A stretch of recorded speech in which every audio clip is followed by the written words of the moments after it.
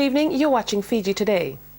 Fiji is among the top two-thirds of the most entrepreneurial-friendly economies in the world, according to Doing Business 2012, which was released by the World Bank and its member organization, the International Finance Corporation.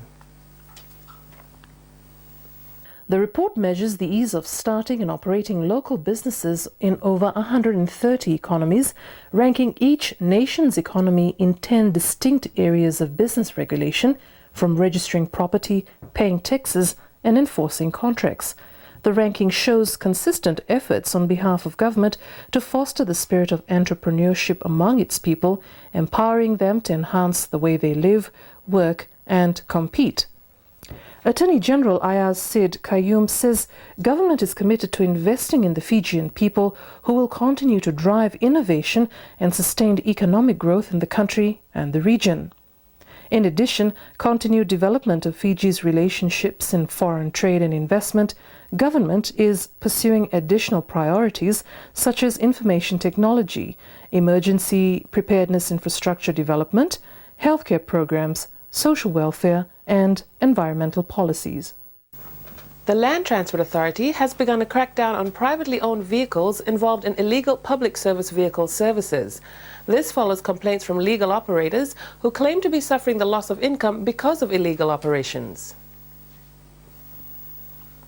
The LTA says it will continue to deregister vehicles and suspend licenses of private vehicles caught indulging in illegal public service vehicle activities. It started in the Western Division last week, where 4 private vehicles were deregistered and licenses of 7 drivers suspended. Those found guilty have come up with several excuses, one of which is that they were providing a service that was needed by the public. LTA says aside from deregistering vehicles, they are also implementing proactive solutions to the problem.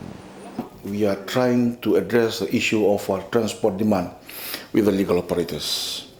Most of these illegal operators, they are saying that they are standing in the gaps where the legal operators, they fail to provide service and there is a demand from the public. So that is one area that we need to firstly address to see if there is a need for public transport.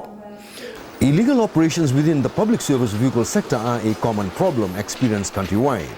LTA says they will also beef up on enforcement. The penalty for habitual offenders can take the extreme end of the scale, where their licenses are cancelled. Government agencies are strengthening their networks by establishing a committee to prevent national environmental disasters.